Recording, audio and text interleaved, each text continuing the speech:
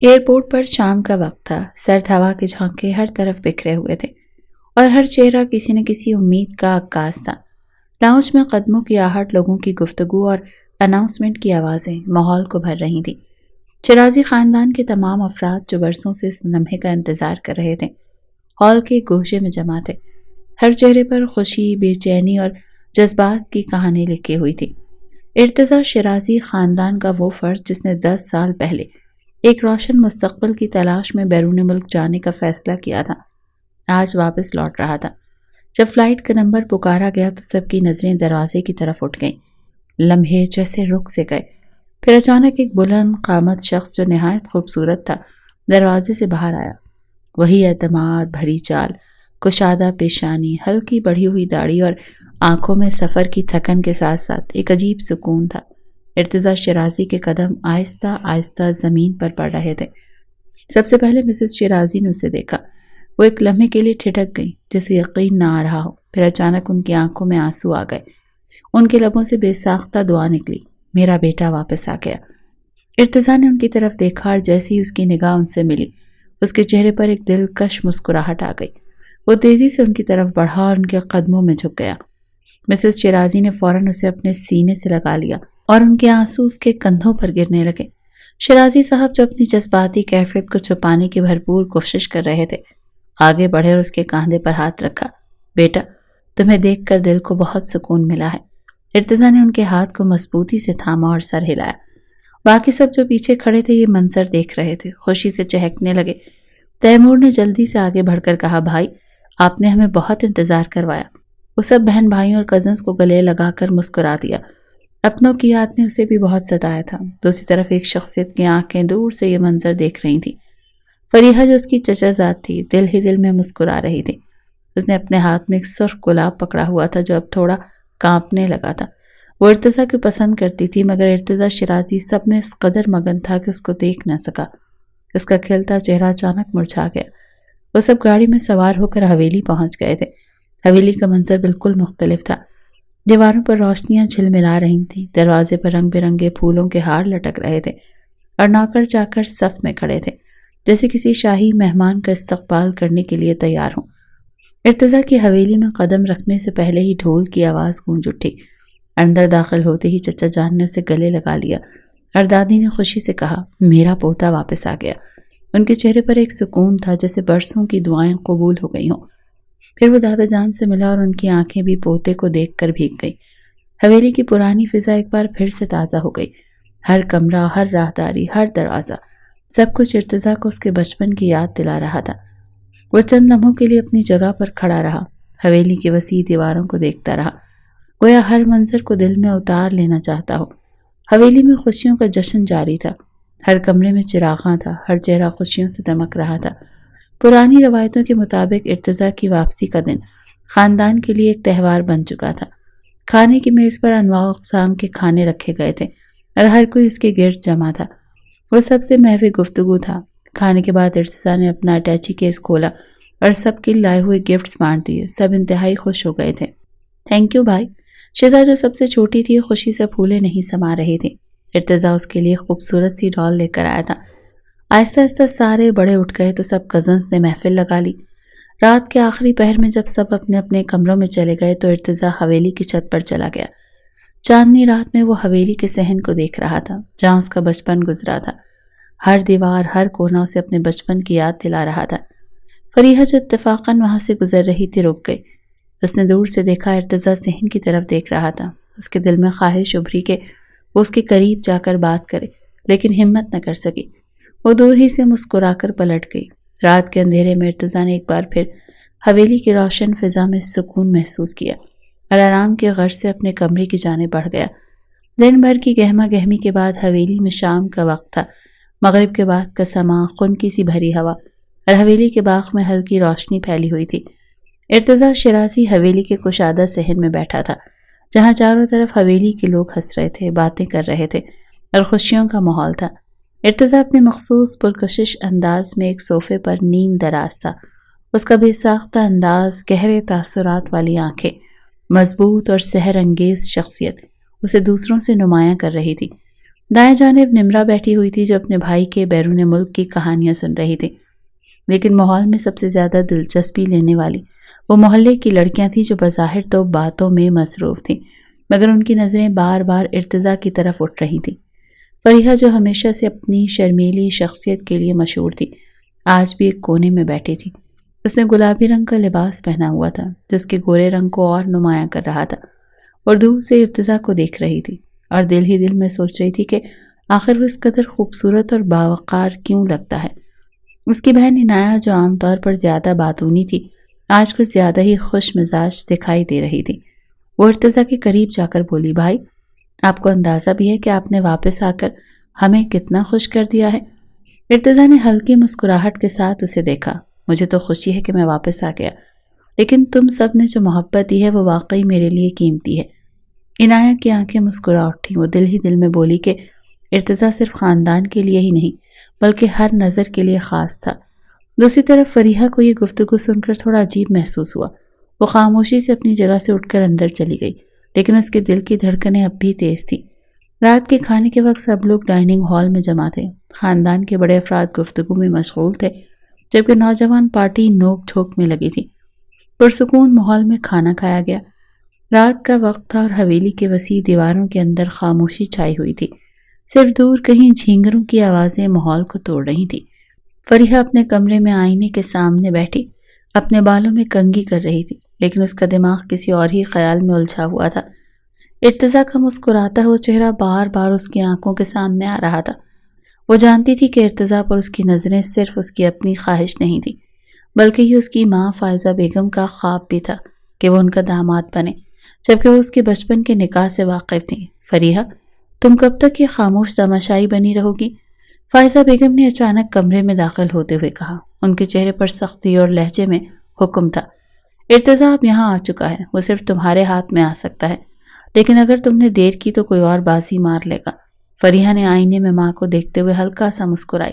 لیکن امی، ارتضیٰ تو سب کے ساتھ بہت اچھا ہے، وہ کسی ایک پر توجہ نہیں دیتا، وہ مجھ سے بھی زیادہ بات نہیں کرتا۔ فائزہ بیگم نے ناک سکیڑتے ہوئے کہا، یہ تمہاری نالائقی ہے فریحہ۔ کیا تم نے کبھی یہ سوچا ہے کہ مردوں کو کس طرح قابو میں کیا جاتا ہے؟ انہیں قابو میں کرنے کے لیے دماغ چاہیے، اور وہ دماغ تمہارے پاس ہے؟ فریحہ نے کنگھی ایک طرف رکھی اور سنجیدگی سے ماں کو دیکھا۔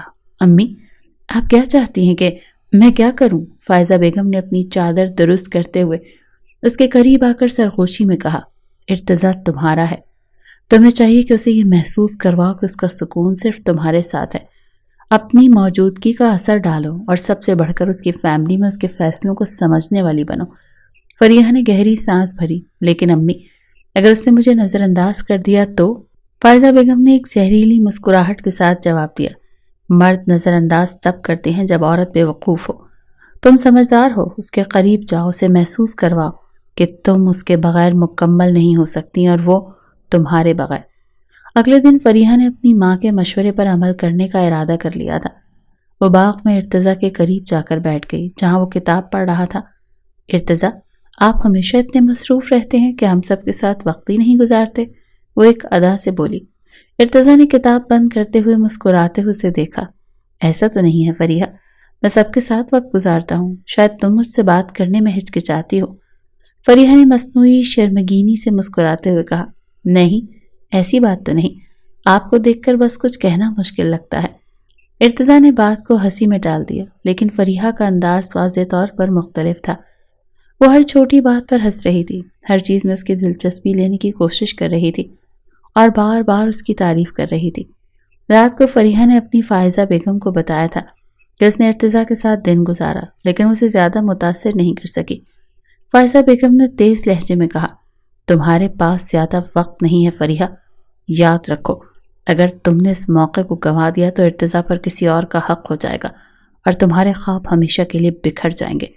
فریحہ نے خاموشی سے سر ہلایا اور دل میں عہد کیا کہ وہ ارتضیٰ کو اپنے قریب لانے کے لیے ہر ممکن کوشش کرے گی، چاہے اس کے لیے اسے کوئی بھی حد کیوں نہ پار کرنی پڑے۔ رات کے کھانے کے بعد حویلی کی مجلس گاہ میں ارتضیٰ کے والدین اور خاندان کے بڑے جمع تھے۔ ماحول معمول سے زیادہ سنجیدہ تھا اور ارتضیٰ کو محسوس ہو رہا تھا کہ کوئی اہم بات ہونے والی ہے۔ شیرازی صاحب اپنی نشست پر گہری سوچ میں ڈوبے ہوئے تھے۔ جبکہ مسز شیرازی مسلسل اپنے بیٹی کی طرف دیکھ رہی تھی، جیسے کچھ کہنے کا انتظار کر رہی ہوں۔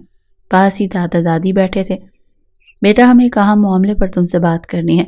یہ ہمارے مستقبل کے بارے میں ہے اور ہم چاہتے ہیں کہ تم ہماری بات کو سمجھداری سے سنو۔ ارتضیٰ نے حیرانی سے ان کی طرف دیکھا۔ جی بابا جان، کیا بات ہے؟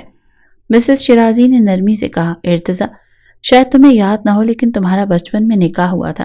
تمہارے دادا جان کی خواہش تھی کہ یہ رشتہ طے پائے، اسی لیے ہم نے ان کی خواہش کا احترام میں تمہارا نکاح تمہارے ماموں کی بیٹی نہال الوی کے ساتھ کیا تھا۔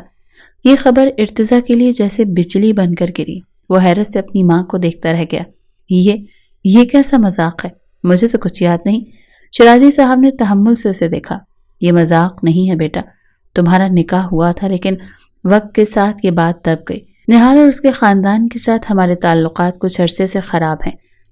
اب ہم چاہتے ہیں کہ تم اس نکاح کو ختم کر دو اور اپنی زندگی کے لیے بہتر فیصلہ کرو۔ ارتضیٰ کا دل ایک لمحے کے لیے جیسے رک سا گیا۔ ختم کر دوں؟ مگر کیوں؟ نہال کا خاندان ہمیشہ سے ہی ضدی اور انا پرست رہا ہے۔ ان کی وجہ سے ہمارے رشتے بگڑ چکے ہیں اور ہم نہیں چاہتے کہ تمہاری زندگی بھی ان مسائل میں الجھ جائے۔ مسز شیرازی نے اس کو خاندانی رنجشوں سے آگاہ کیا۔ ارتضیٰ نے گہری سانس لی اور اپنی ماں کی بات پر غور کیا، لیکن اس کے اندر ایک عجیب سا تذبذب پیدا ہو چکا تھا۔ اور آپ چاہتے ہیں کہ میں کیا کروں؟ ہم چاہتے ہیں کہ تم فریحہ سے شادی کر لو۔ وہ ہماری بیٹی ہے اور تمہیں بھی پسند کرتی ہے۔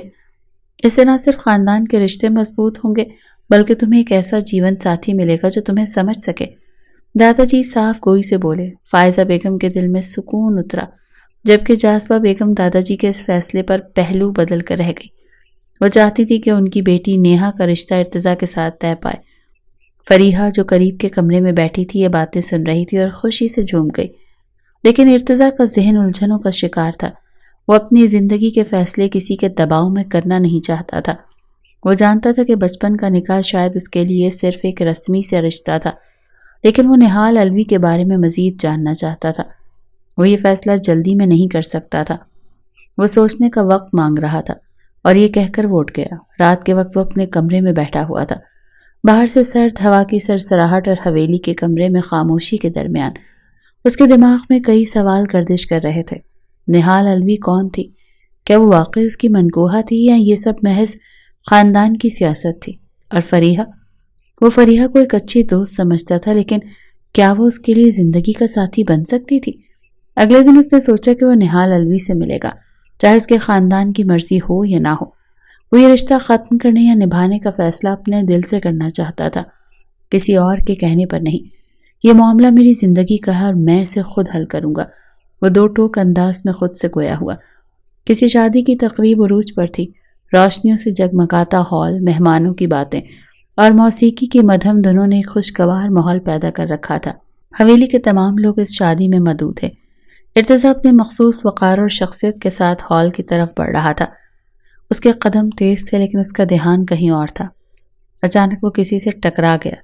ایک پل کے لیے سب کچھ جیسے تھم سا گیا۔ سامنے ایک خوبصورت لڑکی کھڑی تھی جس کے ہاتھوں میں سے اس کی چاندی کا کڑا نما چوڑیاں زمین پر گری۔ اس کے چہرے پر حیرت اور شرمندگی کی ملی جلی کیفیت تھی۔ وہ جھک کر اپنی چوڑیاں اٹھانے لگی، لیکن ارتضیٰ کے قدم وہیں جم گئے۔ سفید خوبصورت لباس میں لپٹا وجود، ہلکا سا گھبرائے ہوئے، نظریں جھکائے ہوئے، وہ کسی خواب کا حصہ معلوم ہو رہی تھی۔ ارتضیٰ کا دل جیسے زور سے دھڑکنے لگا۔ اس کی آنکھوں میں ایک لمحے کے لیے شرمندگی، پھر حیرت اور پھر ایک عجیب سا سکون جھلکنے لگا۔ معاف کیجیے گا، میرا دھیان نہیں تھا، لڑکی نے دھیمی کانپتی ہوئی آواز میں کہا اور جھک کر اپنی چوڑیاں اٹھانے لگی۔ ارتضیٰ نے جلدی سے جھک کر اس کی چوڑیاں اٹھائیں اور اسے پکڑاتے ہوئے کہا، نہیں، غلطی میری تھی، آپ تو ٹھیک تھیں۔ لڑکی نے نظریں اٹھا کر پہلی بار ارتضیٰ کی طرف دیکھا۔ وہ نظر، وہ چمکتی ہوئی گہری آنکھیں جن میں حیرت اور معصومیت تھی، ارتضیٰ کے دل میں اتر گئی۔ وہ چند لمحے سب کچھ بھول گیا، جیسے یہ لمحہ کسی اور دنیا کا حصہ ہو۔ جی میں ٹھیک ہوں، شکریہ، وہ دھیمے لہجے میں کہہ کر واپس پلٹی اور ہجوم میں گم ہو گئی۔ لیکن ارتضیٰ، وہ وہیں کھڑا رہا۔ اس کے دل میں کئی سوال اور عجیب سے جذبات امڈ آئے۔ رات کے کھانے کے بعد ارتضیٰ اپنی میز پر بیٹھا ہوا تھا، لیکن اس کا دھیان مکمل طور پر اس لڑکی کی طرف تھا۔ نعمان، وہ لڑکی کون تھی جس سے میرا ابھی ٹکراؤ ہوا تھا؟ وہ دل کے ہاتھوں مجبور ہو کر نعمان سے پوچھ بیٹھا، جو اس کا چچا زاد بھائی تھا۔ نعمان نے ہنستے ہوئے کہا، کون سی لڑکی؟ وہی سفید لباس میں معصوم سی خوبصورت سی؟ وہ کس کی مہمان تھی؟ ارتضیٰ کی آواز میں بے چینی واضح تھی۔ نعمان نے گہری سانس لیتے ہوئے کہا، یار تم واقعی نہیں جانتے کہ وہ کون ہے؟ ارتضیٰ نے سرسرا سے نفی میں گردن ہلائی۔ وہ تمہاری منکوہا نہال الوی تھی، جس سے تمہارا بچپن میں نکاح ہوا تھا۔ اس کی فیملی بھی اس شادی میں انوائٹڈ تھی، مگر خاندانی تنازع کی وجہ سے کسی نے اس کو مخاطب نہیں کیا۔ نعمان نے تفصیل سے سب بتایا، مگر اس کا دل نہال الوی کے نام پر اٹک کر رہ گیا۔ ارتضیٰ کو یہ نام سن کر ایک جھٹکا سا لگا۔ کیا؟ نہال الوی؟ ہاں، تمہاری بچپن کی منکوہا، نعمان نے ہلکا سا ہنستے ہوئے کہا اور پھر اپنے کام میں مصروف ہو گیا۔ ارتضیٰ کرسی پر بے حرکت بیٹھا رہ گیا۔ یہ لڑکی جو چند لمحے پہلے تک اس کے لیے ایک معصوم اور خوبصورت اجنبی تھی، وہی نکلی جس کے بارے میں اس کے گھر والے دن رات بات کر رہے تھے۔ نہال الوی اس کی منکوہا؟ اس انکشاف کے بعد ارتضیٰ کے دل میں جذبات کا ایک طوفان برپا تھا۔ وہ الجھن اور حیرت میں گم تھا، لیکن نہال کی وہ معصومیت اور چہرے کی معافی مانگنے والی جھجک اس کے دل سے نہیں نکل رہی تھی۔ وہ سمجھ گیا تھا کہ نہال صرف ایک نام نہیں، بلکہ ایک خاص احساس تھا جو اس کے دل کی گہرائیوں میں اتر چکا تھا۔ رات گہری ہو چکی تھی، لیکن ارتضیٰ کی آنکھوں سے نیند کوسوں دور تھی۔ حویلی کی چھت پر کھڑا وہ چاند کی روشنی میں ڈوبے میدان کو دیکھ رہا تھا، لیکن اس کی نظروں کے سامنے نہال الوی کا چہرہ بار بار آ رہا تھا۔ وہ معصوم جھجک، جھکی ہوئی نظریں اور دھیمی سی آواز ہر لمحہ اس کے دل و دماغ میں گونج رہا تھا۔ اسے محسوس ہو رہا تھا جیسے وقت تھم گیا ہو اور وہ اس لمحے میں قید ہو چکا ہو۔ دن گزرتے جا رہے تھے، لیکن ارتضیٰ کی حالت بدل رہی تھی۔ صبح چائے ہو یا حویلی کے وسیع باغ میں ٹہلنا، وہ ہر لمحہ نہال کے خیالوں میں گم رہتا۔ اس کی مسکراہٹ، اس کی آنکھوں کی چمک اور اس کے الفاظ کی نرمی ارتضیٰ کے دل پر جیسے نقش ہو چکی تھی۔ حویلی کے افراد اس کی اس بدلتی صورتحال کو محسوس کر رہے تھے۔ وہ جو پہلے ہر محفل کی جان ہوتا تھا، اب اکثر تنہائی ڈھونڈتا تھا۔ فریحہ جو پہلے ہی ارتضیٰ کی طرف راغب تھی، اس کی اس خاموشی کو حسد کی نظر سے دیکھ رہی تھی۔ اسے لگنے لگا تھا کہ کوئی اور اس کی جگہ لے رہا ہے، اور یہ بات اس سے برداشت نہیں ہو رہی تھی۔ ایک شام جب وہ حویلی کے باغ میں ٹہل رہا تھا تو نعمان اس کے پاس آیا۔ کیا بات ہے بھائی؟ تمہاری حالت کچھ بدلی بدلی سی لگ رہی ہے۔ ارتضیٰ نے ہلکی مسکراہٹ کے ساتھ اس کی طرف دیکھا۔ کچھ خاص نہیں، بس دل کچھ سوچوں میں الجھا ہوا ہے۔ یہ سوچیں کہیں نہال الوی کی وجہ سے تو نہیں؟ نعمان نے شرارت بھرے لہجے میں کہا۔ ارتضیٰ چونک گیا، لیکن خود پر قابو پاتے ہوئے بولا، کیا مطلب؟ مطلب صاف ہے بھائی، تمہاری آنکھوں میں جو الجھن اور دل میں جو بے چینی ہے نا، وہ کسی اور کی وجہ سے نہیں ہو سکتی۔ تمہیں اب مان لینا چاہیے کہ تمہارے دل میں نہال کے لیے کچھ ہے۔ نعمان نے ہنستے ہوئے رازداری سے کہا۔ ارتضیٰ نے کوئی جواب نہیں دیا۔ اس کے اندر ایک جنگ جاری تھی۔ وہ اپنے دل کی بات کو قبول کرنا چاہتا تھا، لیکن حالات کی پیچیدگی اسے روک رہی تھی۔ نہال کے خاندان کے ساتھ چلنے والی تنازعات اور اس کے والدین کی خواہش کہ وہ فریحہ سے شادی کرے، سب کچھ اس کے راستے میں حائل تھا۔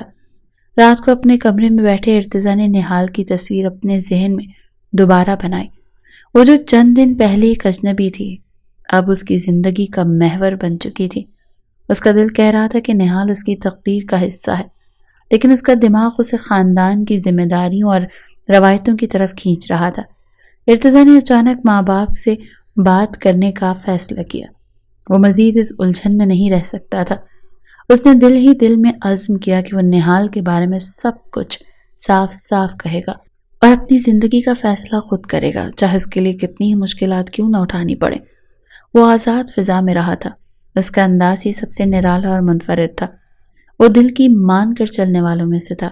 سب لوگ اپنی اپنی باتوں میں مصروف تھے کہ ارتضیٰ نے بڑوں کے کمرے میں آ کر دھیرے سے کہا، میں آپ سب سے ایک ضروری بات کرنا چاہتا ہوں۔ کمرے میں خاموشی چھا گئی۔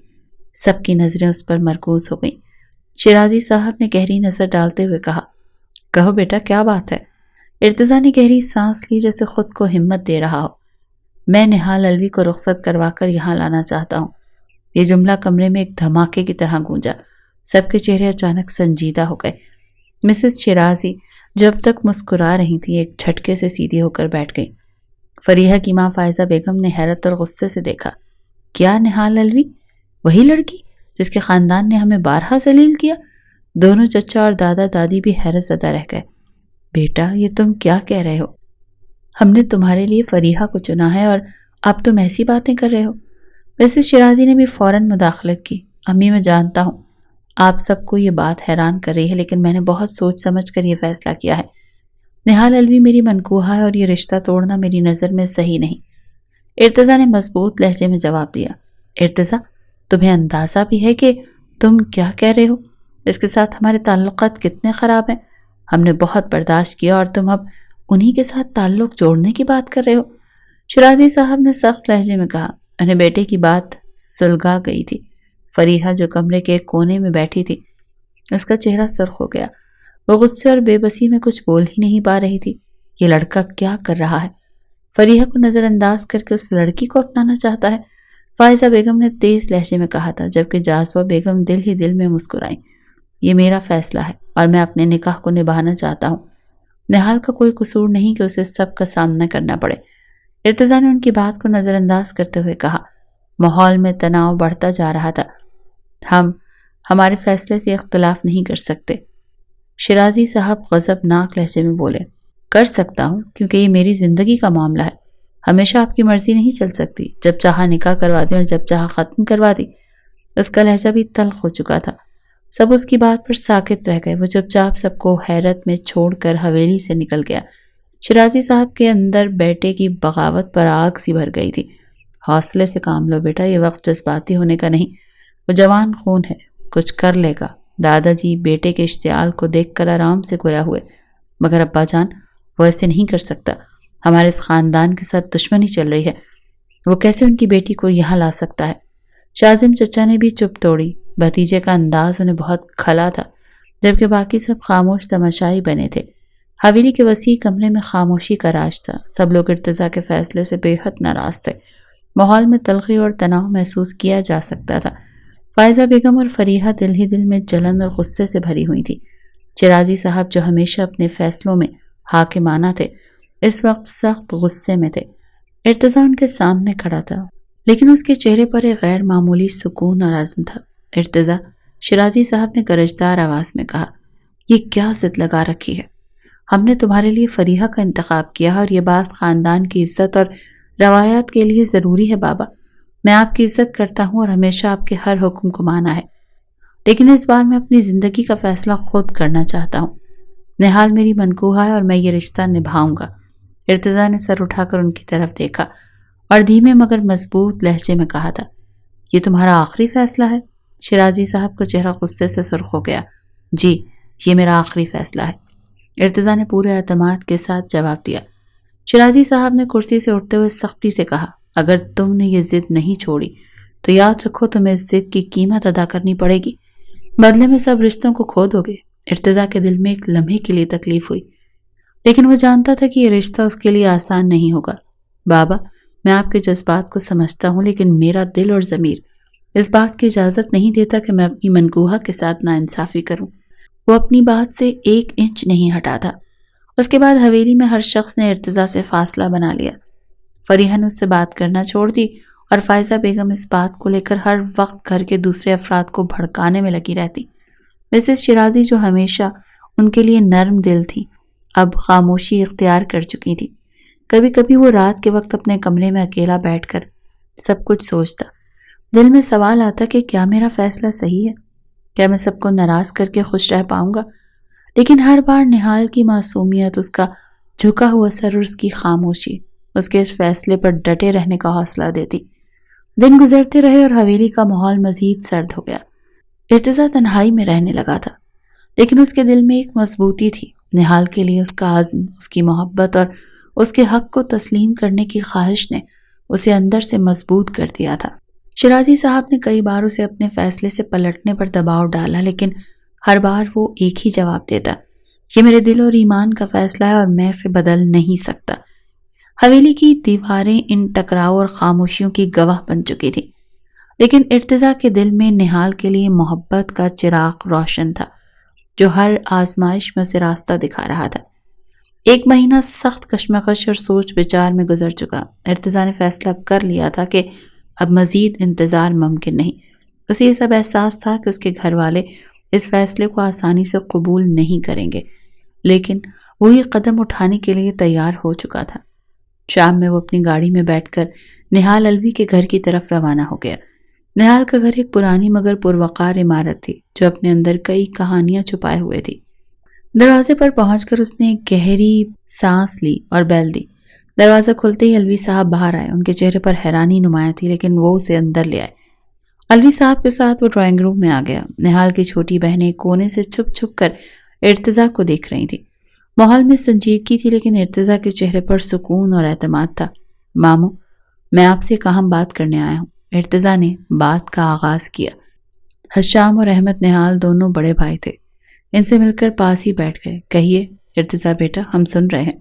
الوی صاحب نے سنجیدگی سے جواب دیا۔ وہ نہایت ہی شفیق انسان تھے۔ ماموں جان، میں جانتا ہوں کہ ہمارے خاندانوں کے درمیان بہت سی تلخیاں ہیں، لیکن میں یہ سب ختم کرنا چاہتا ہوں۔ نہال میری منقوہ ہے اور میں اسے رخصت کروا کر اپنے ساتھ لے جانا چاہتا ہوں، اور میں وعدہ کرتا ہوں کہ نہال کو ہمیشہ خوش رکھوں گا اور کسی قسم کی زیادتی نہیں ہونے دوں گا۔ الوی صاحب نے حیران ہو کر ایک لمحے کے لیے خاموشی اختیار کی۔ اس دوران بیگم الوی بھی آ چکی تھی۔ سب اس کی بات پر حیرت زدہ رہ گئے۔ حویلی والے ان کے خاندان کے ساتھ کوئی تعلق رکھنا نہیں چاہتے تھے اور وہ رخصتی کی بات کرنے آ گیا۔ بیٹا، یہ قدم اٹھانا آسان نہیں ہوگا۔ تمہارے گھر والے اس بات کو قبول کریں گے؟ وہ کچھ دیر بعد گہری سوچ سے نکل کر بولے، میں نے فیصلہ کر لیا ہے ماموں جان کہ چاہے سب ناراض ہو جائیں، لیکن میں نہال کو اس کے حق سے محروم نہیں رکھوں گا۔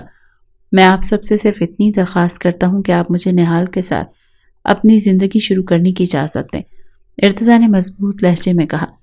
الوی صاحب اور ان کی بیگم نے ایک دوسرے کی طرف دیکھا۔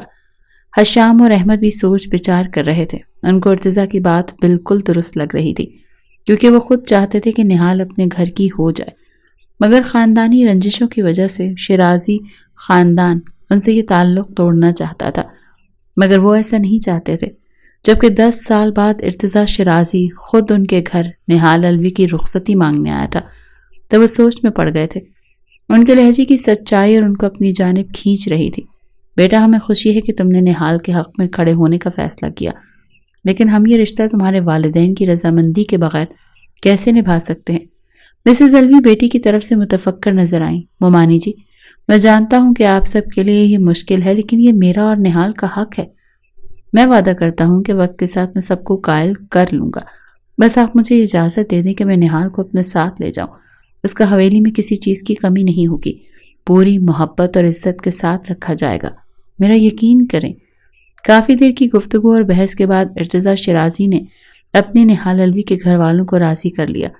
رخصتی کی تیاریاں مختصر مگر پروقار طریقے سے کی گئیں۔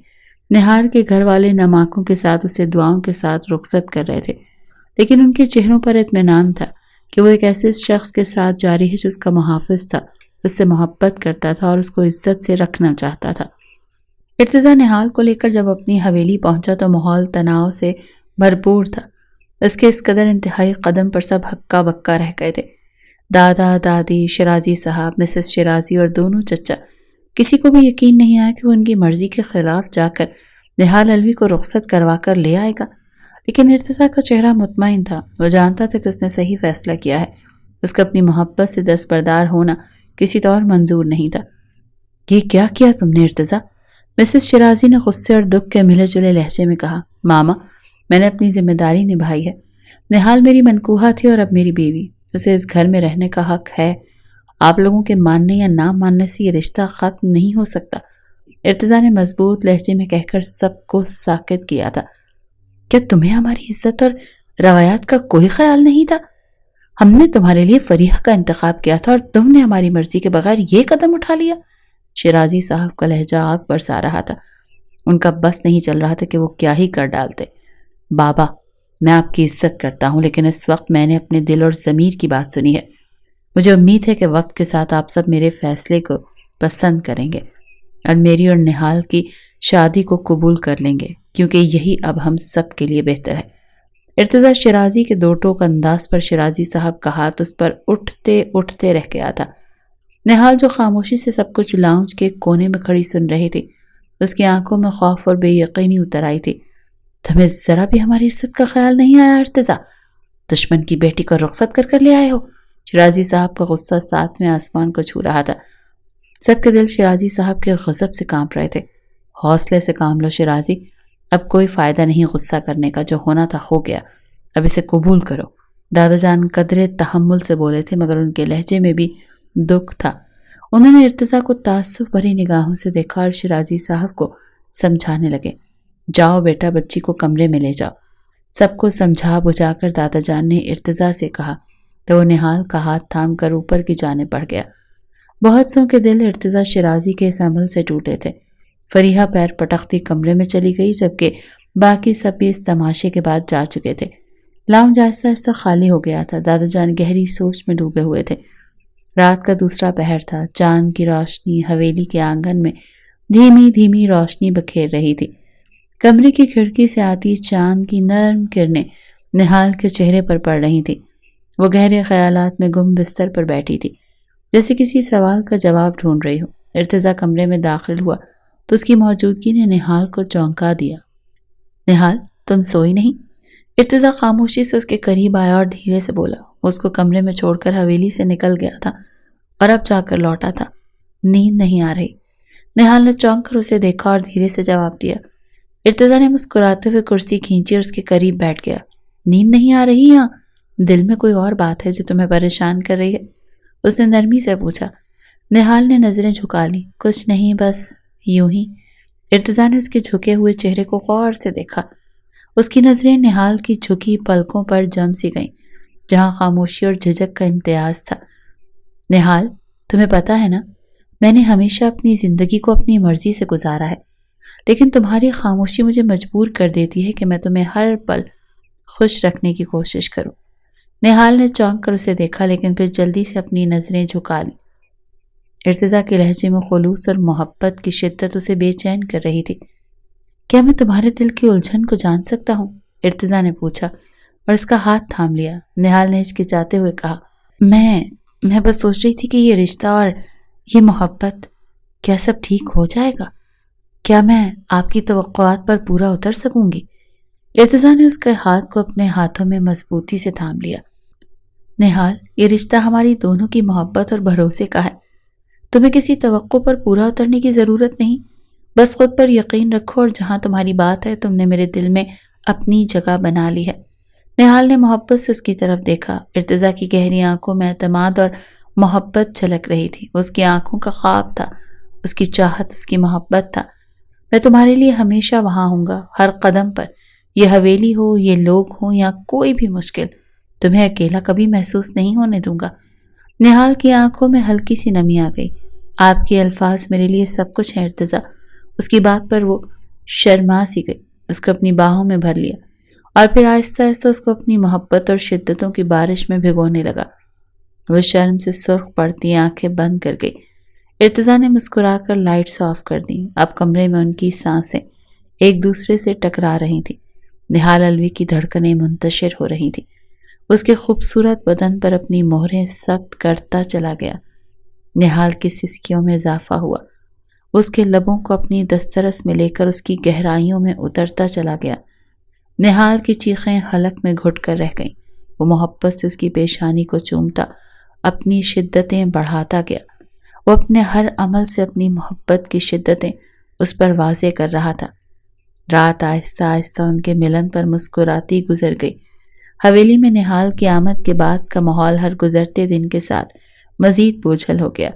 نہال جو اپنے دل میں خوشگوار خواب لی آئی تھی، جلدی حقیقت کی تلخیوں سے آشنا ہو گئی تھی۔ حویلی کے افراد اسے اپنانے کے لیے تیار نہ تھے اور ان کی سرد مہری نہال کو مزید تنہا کر چکی تھی۔ مسز شیرازی اپنے بیٹے کے فیصلے پر سخت ناراض تھیں۔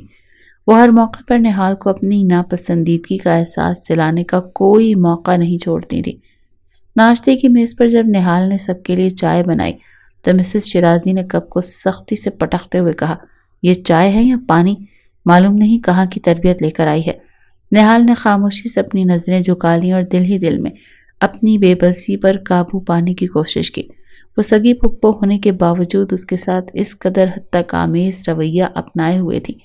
باقی سب کا بھی رویہ ایسا ہی تھا۔ فائزہ بیگم جو پہلے ہی اپنی بیٹی فریحہ کی شادی کے خواب دیکھ رہی تھی، نہال کو ہر بات پر نیچا دکھانے کی کوشش کرتی۔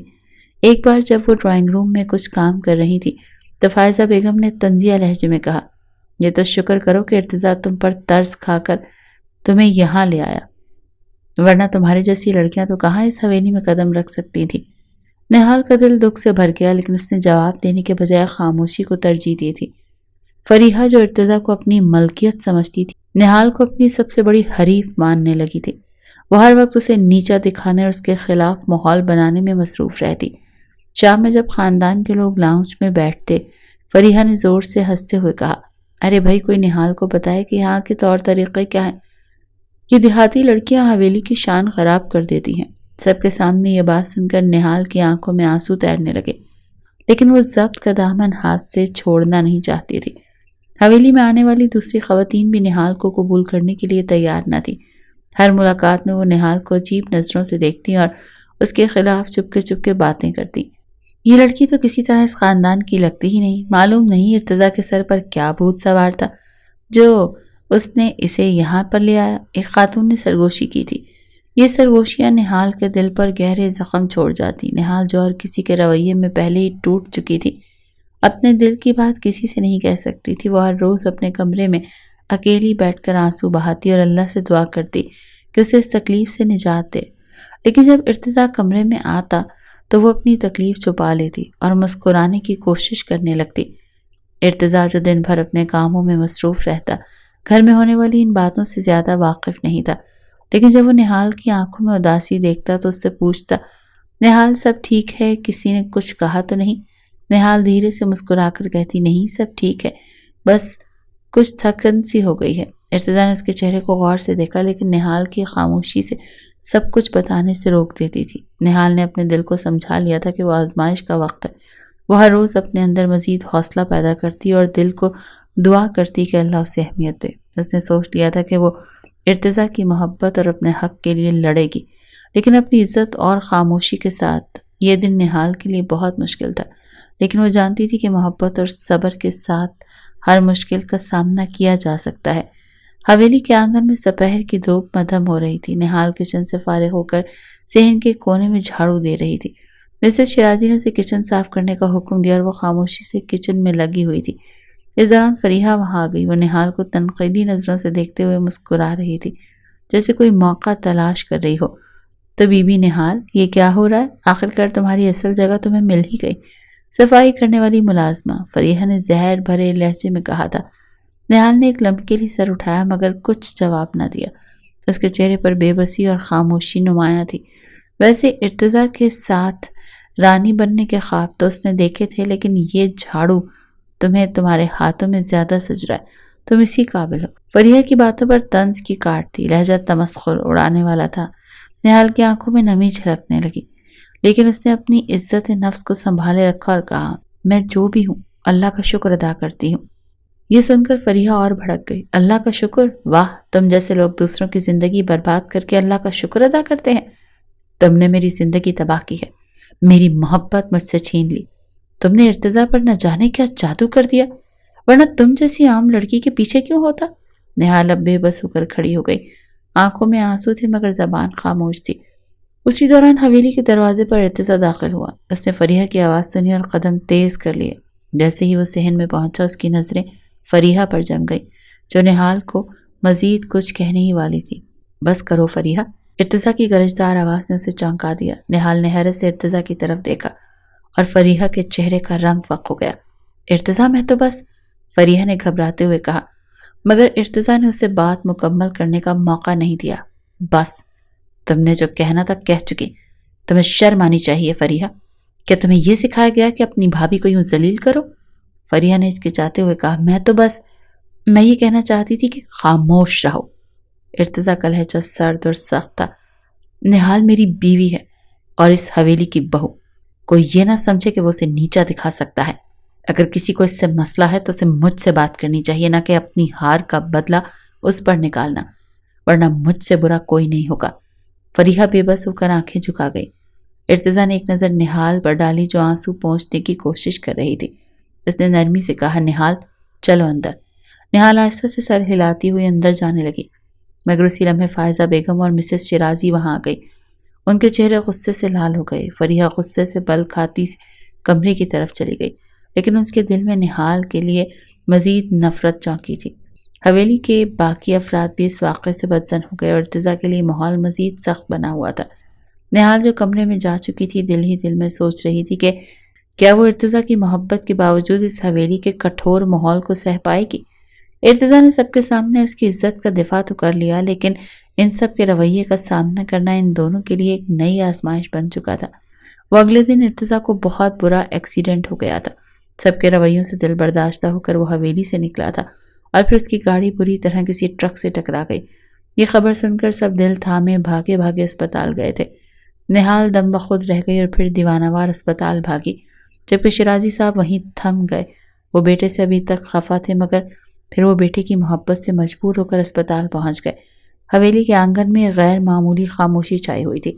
شیرازی صاحب کا دل جو ہمیشہ سختی اور اصولوں کے سائے میں دھڑکتا تھا آج بے چین تھا۔ ارتضیٰ کا حادثہ ان کے دل میں ایک ایسی درار ڈال گیا جو ان کی انا اور بیٹے کی محبت کے درمیان حائل تھی۔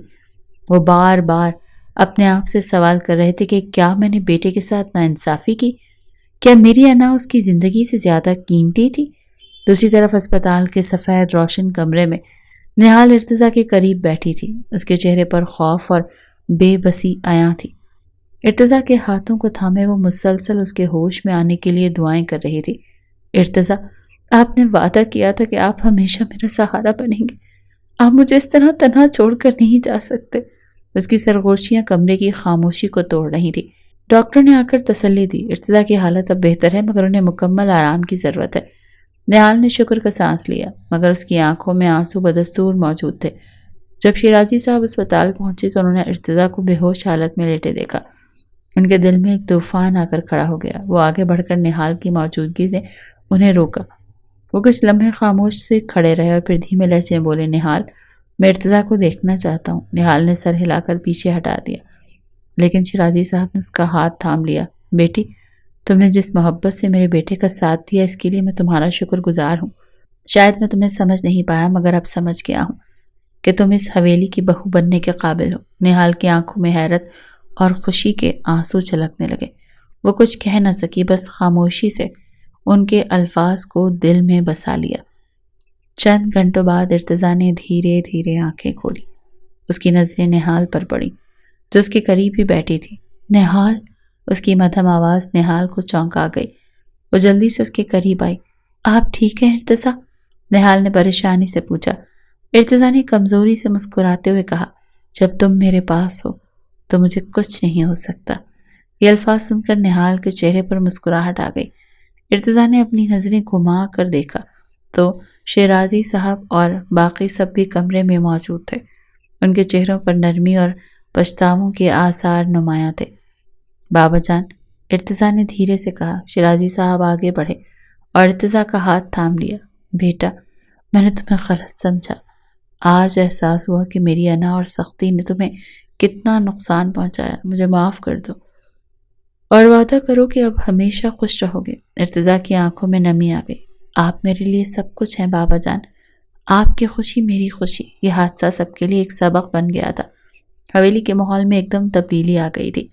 نہال کو اب اس کا مقام اور عزت دی جانے لگی۔ مسز شیرازی جو نہال کے لیے سخت تھی، آہستہ آہستہ اسے قبول کرنے لگی۔ ارتضیٰ اور نہال نے اپنی زندگی کو ایک نئی شروعات دی، جہاں محبت اور ہم آہنگی نے ہر رنجش کو مات دے دی تھی۔ اور پھر ایک ماہ بعد نہال کے ماں بننے کی خبر نے حویلی میں نہ صرف بزرگوں کے دل نرم کیے، بلکہ ارتضیٰ کی کزنز کے رویے بھی آہستہ آہستہ تبدیلی لا رہے تھے۔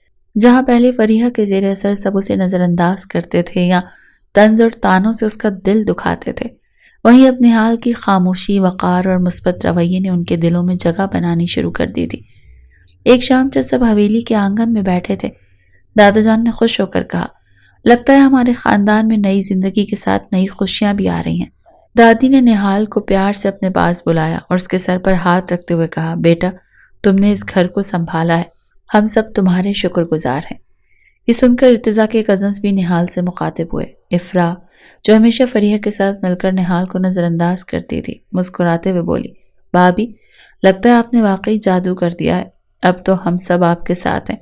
مہنور، جو سب سے چھوٹی کزن تھی، نہال کے قریب آ کر بولی، بھابھی، آپ کا خیال رکھنے کے لیے میں ہر وقت حاضر ہوں۔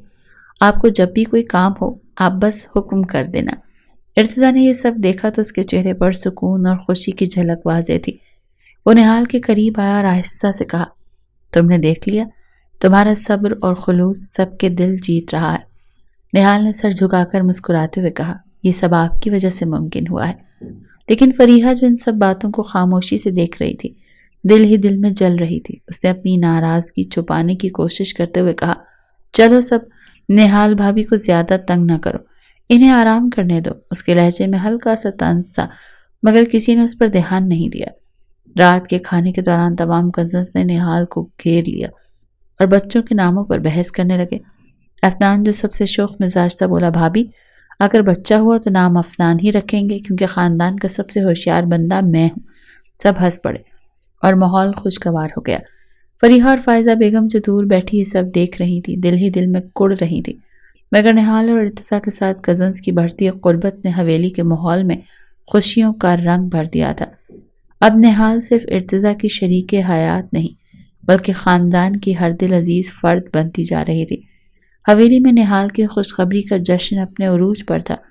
دادی نے فیصلہ کیا تھا کہ نہال کی فیملی کو بھی اس موقع پر مدعو کیا جائے تاکہ خوشیوں کو مزید یادگار بنایا جا سکے۔ دعوت کا دن آیا تو حویلی کو خوبصورتی سے سجا دیا گیا۔ ہر طرف روشنی اور پھولوں کی بہار تھی اور مہمانوں کے استقبال کے لیے سب تیار کھڑے تھے۔ جب نہال کے والد علوی صاحب اپنی بیوی اور باقی خاندان کے ساتھ حویلی پہنچے تو شیرازی صاحب اور مسز شیرازی نے خود دروازے پر جا کر ان کا استقبال کیا۔ علوی صاحب نے تھوڑا جھجکتے ہوئے قدم اندر رکھا، مگر مسز شیرازی کے خوشگوار رویے نے ان کی جھجک کو کم کر دیا۔ دادی نے نہال کے ماموں کو گلے لگاتے ہوئے کہا، آپ نے واقعی ایک بہت اچھی بیٹی دی ہے ہمیں۔ علوی صاحب جو پہلے نہال کے ساتھ ہونے والی زیادتیوں پر دل گرفتہ تھے، اب شیرازی خاندان کا یہ بدلتا ہوا رویہ دیکھ کر مطمئن نظر آئے۔ نہال کے بھائیوں کی بھی حویلی میں گرم جوشی سے قدم رکھا۔ ارتضیٰ نے آگے بڑھ کر ان سے مصافحہ کیا۔ نہال نے ہماری زندگیوں کو مکمل کر دیا، وہ ایک بہت ہی اچھی بیوی اور بہو ثابت ہوئی ہے۔ وہ دونوں ارتضیٰ کے خلوص کو محسوس کر سکتے تھے۔ ارتضیٰ نہال کا ذکر کرتے مسکرا رہا تھا۔ کھانے کے دوران سب کزنز نے نہال کے بھائیوں کے ساتھ خوشگوار گفتگو شروع کر دی۔ اب تو آپ لوگ حویلی کا مستقل حصہ بننے والے ہیں، ہم بھی دیکھیں گے کہ آپ اپنی بہن کی طرح کتنے اچھے ہیں۔ سب ہنس پڑے اور ماحول میں مزید گرم جوشی آ گئی۔ مانور اور افرا نے نہال کے بھائیوں کو چھیڑتے ہوئے کہا تھا، یہ لڑکی ہمارے خاندان کا وہ چراغ ہے جس نے سب کو روشنی دکھائی ہے۔ آج سب اس کے شکر گزار ہیں کہ اس نے اپنی محبت اور صبر سے ہمارے دلوں کو جیت لیا۔ دادی نے نہال کو پاس بٹھا کر سب کے سامنے کہا، یہ سب آپ سب کے خلوص کا نتیجہ ہے۔ نہال کی آنکھیں نم ہو گئیں اور اس نے عاجزی سے جواب دیا تھا، نہال نے واقعی ہم سب کے دل جیت لیے۔ شیرازی صاحب بھی مسکرا کر ماں کی تائید کرنے لگے۔ فریحہ اور فائزہ بیگم جو یہ سب گفتگو سے دور سے سن رہی تھی، اندر ہی اندر جل بھن رہی تھی۔ فائزہ بیگم نے دھیمی آواز میں کہا، یہ علوی لوگ ایسے کیوں پیش آ رہے ہیں جیسے ان کی بیٹی نے حویلی پر کوئی احسان کر دیا ہو؟ فریحہ نے تلخی سے جواب دیا، امی یہ سب نہال کا ڈرامہ ہے۔ ارتضیٰ کے دل میں جگہ بنا کر اب وہ سب کو قابو میں کر رہی ہے۔ مگر ان کی یہ گفتگو کسی نے محسوس نہیں کی کیونکہ باقی سب نہال اور علوی خاندان کے ساتھ خوش گپیوں میں مصروف تھے۔ رات کے اختتام پر جب نہال اپنے والدین سے ملنے گئی تو علوی صاحب نے اسے پیار سے گلے لگا لیا اور کہا، بیٹا تم نے ہمیں فخر کا موقع دیا ہے۔ اپنے گھر کے ساتھ ساتھ اس حویلی کو بھی جوڑ کر رکھا۔ نہال کی ماں نے بھی اسے دعائیں دیتے ہوئے کہا، ہم تمہارے لیے ہمیشہ دعا گو ہیں، خوش رہو۔ جب مہمان رخصت ہوئے تو ارتضیٰ نے نہال کو دیکھا جو تھوڑی تھکی ہوئی تھی مگر خوش نظر آ رہی تھی۔ وہ آہستہ سے اس کے قریب آیا اور کہا، یہ سب تمہاری بدولت ممکن ہوا۔ تم نے اس حویلی میں جو سکون اور محبت دی ہے وہ انمول ہے۔ نہال نے مسکراتے ہوئے جواب دیا، یہ سب آپ کا اعتماد اور ساتھ ہے۔ رات کے اندھیرے میں حویلی کی روشنی اور خوشیوں کی بازگشت اب بھی قائم تھی۔ نہال اور ارتضیٰ کا رشتہ اس خاندان کی بنیاد کو مضبوط کر رہا تھا اور آہستہ آہستہ تمام تلخیاں اور رنجشیں ماند پڑ گئیں۔ وقت کے ساتھ حویلی کی تمام تلخیوں اور غلط فہمیوں کی دھند چھٹنے لگی تھی۔ نہال کی محبت، صبر اور خلوص نے ہر دل کو جیت لیا تھا۔ فریحہ جو پہلے اس کی سب سے بڑی مخالفت تھی، آہستہ آہستہ اپنی شکست کو قبول کرنے لگی تھی۔ فائزہ بیگم جو ہر موقع پر نہال کے خلاف سازشیں کرتی تھی، خود کو بے بس محسوس کرنے لگی۔ آخر کار نہال کے حسن سلوک اور بلند حوصلے نے انہیں بھی جھکا دیا۔ نہال کی ماں بننے کی خبر کے بعد حویلی میں ایک نیا جذبہ اور محبت کا ماحول بن گیا۔ مسز شیرازی جو پہلے نہال کو دل سے قبول نہیں کر پائی تھی، اب اس کی دیکھ بھال میں سب سے آگے تھی۔ وہ نہال کے لیے خاص کھانے بنواتی، اسے دعائیں دیتی اور ہر قدم پر اس کا خیال رکھتی۔ شیرازی صاحب نے بھی اپنی ناراضگی کو ایک طرف رکھتے ہوئے نہال کو اپنی بیٹی کی طرح اپنایا اور علوی خاندان کے ساتھ پرانے اختلافات کو ختم کر دیا تھا۔ دادا اور دادی جو ہمیشہ خاندان کو جوڑ کر رکھنے کی بات کرتے تھے، اس بدلتے ماحول کو دیکھ کر بے حد خوش تھے۔ بیٹی، تم اس خاندان کی روشنی ہو، تمہارے آنے کے بعد یہ گھر مکمل ہوا ہے۔ نہال نے ان کے قدم چومتے ہوئے کہا، یہ سب آپ سب کی محبت اور دعاؤں کا نتیجہ ہے۔ چند مہینوں کے بعد حویلی ایک بار پھر جشن کے رنگوں میں ڈوب گئی۔ نہال اور ارتضیٰ کے ہاں ایک بیٹے کی پیدائش ہوئی۔ بچے کی آمد نے حویلی کو رونق کو دوگنا کر دیا۔ سب کزنز بچے کو گود میں لینے کے لیے بے چین تھے اور دادا دادی نے خوشی کے آنسو بہاتے ہوئے کہا کہ یہ ہمارا وارث ہے جو اس خاندان کی نئی بلندیوں تک اس کو لے جائے گا۔